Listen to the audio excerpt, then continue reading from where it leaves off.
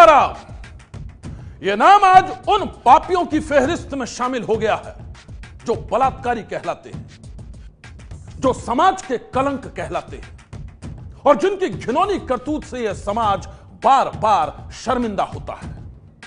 आसाराम, यह नाम ऐसे अय्याश बाबाओं की लिस्ट में भी शामिल हो गया है जो भोले भाले लोगों की आस्था और विश्वास के साथ धोखा करते हैं, भगवान के नाम पर छल प्रपंच करते हैं और अपने ही भक्तों की जिंदगी से खेलते भी हैं।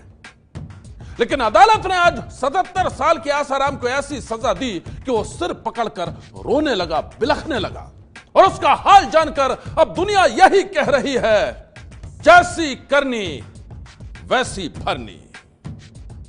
है जोगी रे, हम तो लुट गए तेरे प्यार में। हमें संतुष्टि तो रहेगी कि मैं अपनी बेटी को न्याय दिला।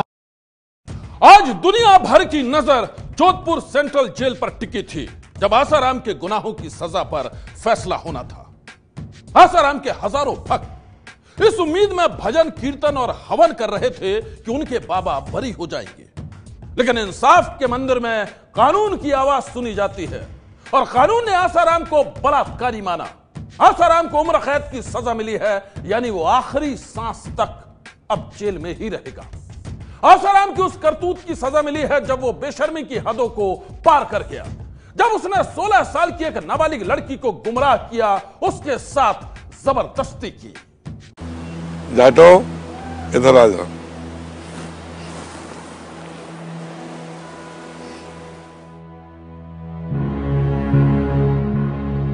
बापू हमें कुटिया के पास ले गए। वह बाहर हमें गार्डन में बिठाया और खुद कुर्सी पर बैठकर हमें अनुष्ठान और साधना की बातें समझाने लगे। फिर मम्मी पापा को गेट के पास बिठा दिया। यहाँ तुम लोग बैठ के जप करना, ध्यान करना और फिर चले जाना।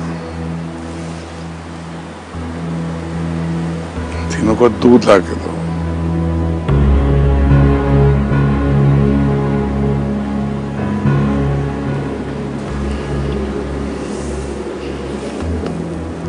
हरि ओम, हरि ओम, हरि ओम।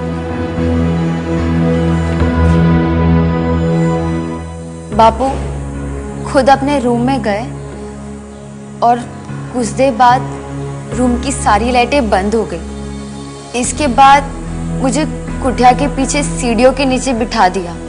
वो जो रसोइया था जिसने हमें दूध दिया था, उसने आकर मम्मी पापा को जाने के लिए कहा।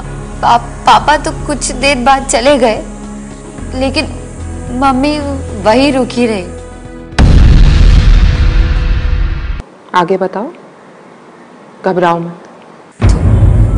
थोड़ी देर बाद बापू ने मुझे अपने कमरे के पीछे वाले दरवाजे से इशारा किया और मुझे अंदर बुलाया।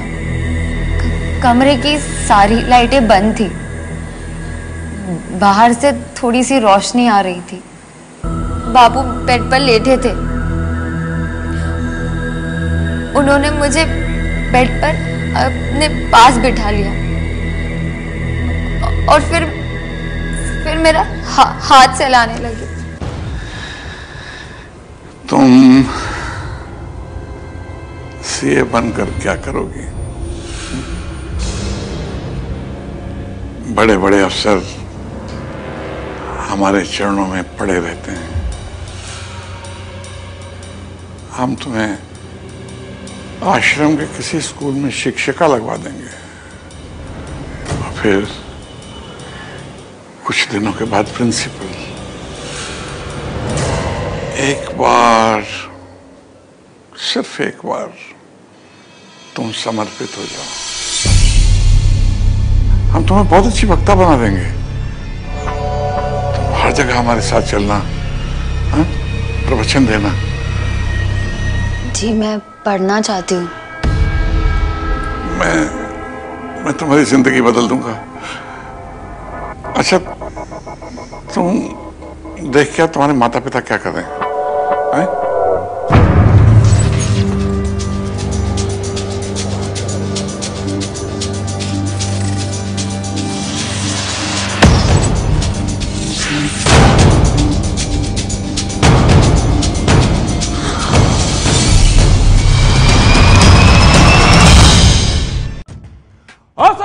नाबालिग लड़की के साथ जो किया वो कितना संगीन गुनाह था, इसका अंदाजा शायद उससे भी नहीं था।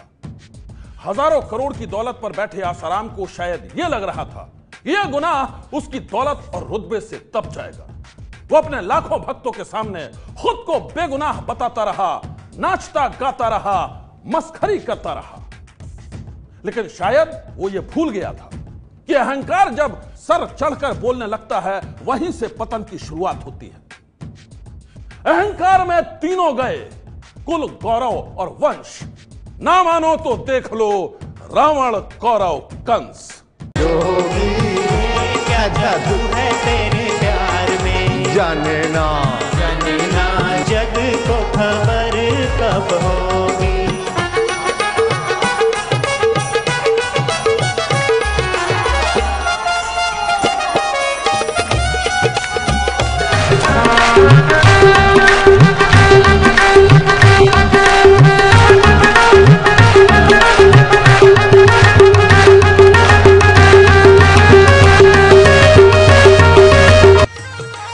झूमते गाते आसाराम की ऐसी कई तस्वीरें आपने भी देखी होंगी।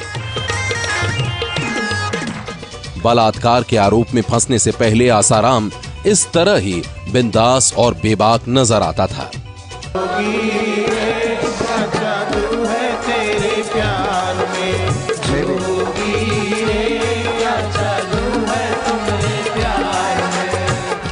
प्रवचन के दौरान फूहड़ मजाक पर उतर आता था।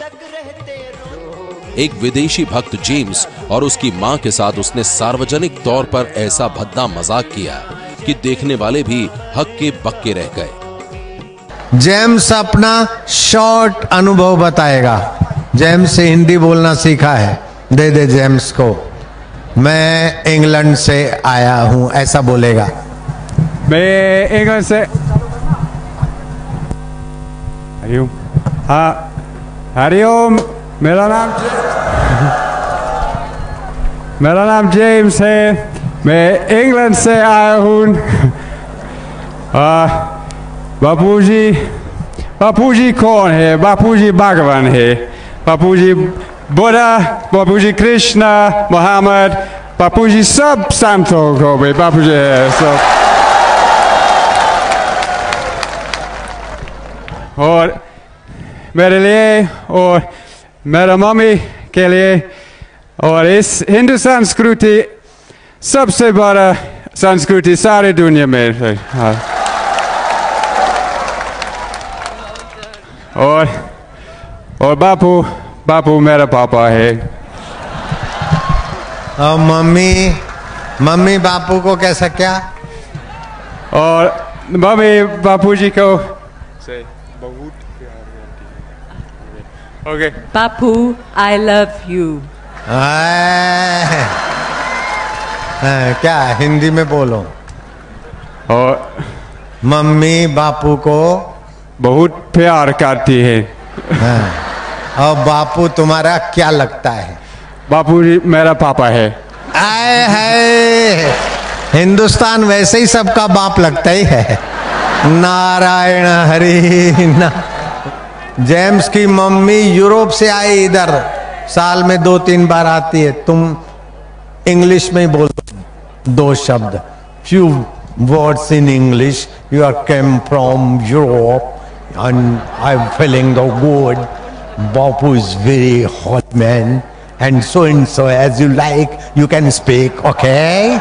ओहो, बापू भी मार दिया चक्का।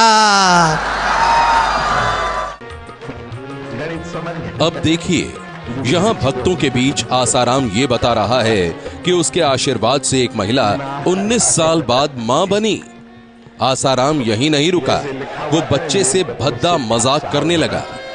ये भाई साहब बोलते बाबा संतान नहीं, ओवरड्राफ्ट कर दिया, आ जाओ बेटा लेके। 19 साल के बाद ओवरड्राफ्ट सफल हुआ है। कितने साल के बाद आया? 19 साल के बाद शादी किया, संतान नहीं है, इधर उधर जो भी करना था किया, फिर मेरे पास आया, मैंने ओवरड्राफ्ट कर दिया। 19 साल के बाद ये ओडी क्या बनेगा? बाबू बनेगा कि नहीं बनेगा? आपू बनेगा ना, पक्की बात है। बापू के बच्चे नहीं रहते कच्चे, 19 साल के बाद आया।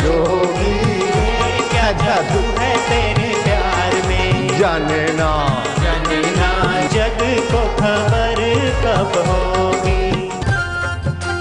तू तो कैसा दाता जो कि देता कुछ नहीं देता। आसाराम की हर उल्टी सीधी हरकत, बेतुके प्रवचन और भद्दे मजाक को उसके भक्त बाबा की लीला समझते रहे। लेकिन साल 2013 के अगस्त महीने में शाहजहांपुर की नाबालिग लड़की ने आसाराम की असलियत का खुलासा करके सबको सकते में डाल दिया। लड़की छिंदवाड़ा में आसाराम के हॉस्टल में रहती थी। उस हॉस्टल में लेडी वार्डन शिल्पी और सेवादार शरद चंद्र ने ही नाबालिग लड़की को आसाराम तक पहुंचाने का कुचक्र रचा। उस वक्त नाबालिग लड़की की तबीयत खराब थी। 2-3 अगस्त को मेरी शाम में तबीयत खराब हो गई, थोड़ा चक्कर आ गया और मैं गिर गई। मेरी हॉस्टल की लड़कियों ने वार्डन शिल्पी को बताया। क्या हुआ इससे? पता नहीं, अचानक से गिर गया। ऐसा करो तुम लेट जाओ और आराम करो। मैं सो गई थी, लेकिन वार्डन ने मुझे डॉक्टर के पास नहीं लेके गई। 2 दिन बाद आश्रम के डायरेक्टर शरद ने मुझे अपने कमरे में बुलाया। वहाँ एक लड़की पहले से ही बैठी थी, जिसके बारे में कहा जाता था कि उस पर भूत का साया है। तुम पर भी भूत का साया है?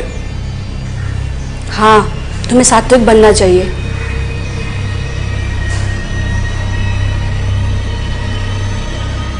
साधना में मन लगाया करो।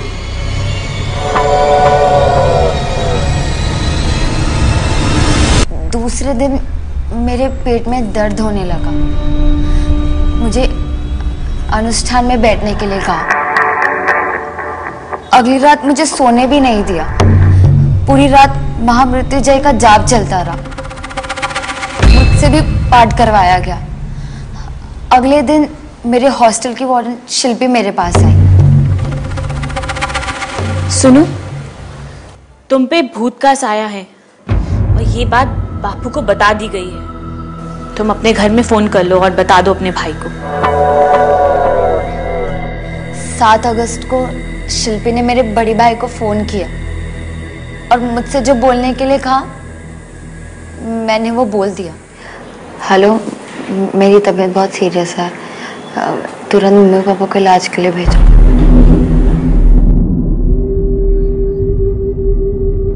8 अगस्त को मम्मी पापा हॉस्टल में आ गए थे, लेकिन उन्होंने मुझसे मिलने नहीं दिया। 9 अगस्त की सुबह को मम्मी पापा मुझसे मिले, लेकिन वार्डन शिल्पी उनके साथ ही थी। आपकी बेटी पे भूत का साया है और ये बात बापू को बता दी गई है। आप लोगों को वहीं जाना पड़ेगा जहां बापू हैं।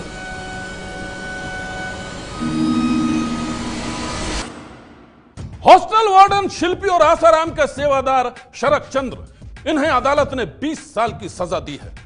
इन्हीं दोनों ने नाबालिग लड़की को भूत प्रेत का डर दिखाया, लड़की के माता पिता को गुमराह किया और उनकी साजिश में फंसकर ही लड़की छिंदवाड़ा से जोधपुर के मड़ाई चली गई और वहीं लड़की के सामने आई आसाराम की घिनौनी असलियत। लड़की ने बताया कि किस तरह आसाराम ने बंद कमरे में उसके साथ जबरदस्ती की, उसके साथ बलात्कार किया। उस वक्त भी आसाराम इसी अहंकार में था कि उसकी घिनौनी करतूत की कहानी बंद कमरे में ही कैद रह जाएगी। किसी को भी इस बात की भनक नहीं थी कि मंच पर छिछोरी हरकत करने वाला आसाराम असल में बलात्कारी भी है। बाप रे बाप, नए नए बंदे भी आए, बंदियां भी आई है नई नई। आसाराम अपनी बेशुमार दौलत, रसूख और लाखों भक्तों के अहंकार में था। यहां तक कि गिरफ्तारी के बाद भी उसकी अकड़ गई नहीं थी। जोधपुर सेंट्रल जेल में 4.5 साल बिताने के बाद उसे उम्मीद थी कि आखिरी फैसला उसके हक में होगा।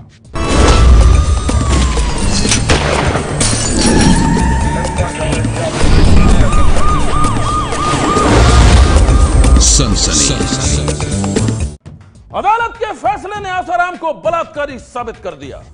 एक ऐसा शख्स जिसने बलात्कार के लिए अपने नाम, दौलत और रसूख का बेहद इस्तेमाल किया।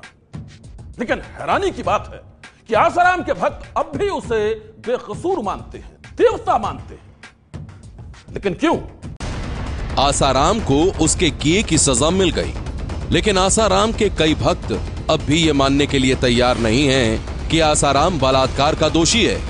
आसाराम की सजा से पहले कई शहरों में फैले यही भक्त उसके लिए भजन कीर्तन कर रहे थे, आसाराम की रिहाई के लिए प्रार्थना कर रहे थे। छिंदवाड़ा, उज्जैन, वाराणसी, इंदौर, हर जगह आसाराम के नाम का भजन चल रहा था। लेकिन सब कुछ धरा का धरा रह गया। जब आसाराम को सजा हुई, वो खुद सर पकड़कर रोने लगा और उसके भक्त आंसुओं में डूब गए। उनके लिए आसाराम अब भी देवता है। मेरे बापू ऐसे नहीं है, बिल्कुल नहीं है मेरे बापू। हम लोगों के बापू ने हम लोगों को क्या क्या दिया है वो हम लोगों को मालूम है। हम किसी तरह से इस बात को मानने वाले नहीं हैं।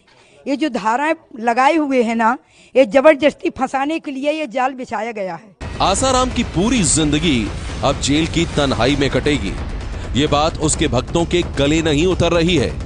शायद उनकी आस्था और भक्ति आसाराम से भी बड़ी है, जो गुनाहगार को भी देवता समझता है। सनसनी के लिए ब्यूरो रिपोर्ट। आज की सनसनी में बस इतना ही। आप रहिएगा होशियार। सन्नाटे को चीरती सनसनी फिर देगी दस्तक आपकी दहलीज पर।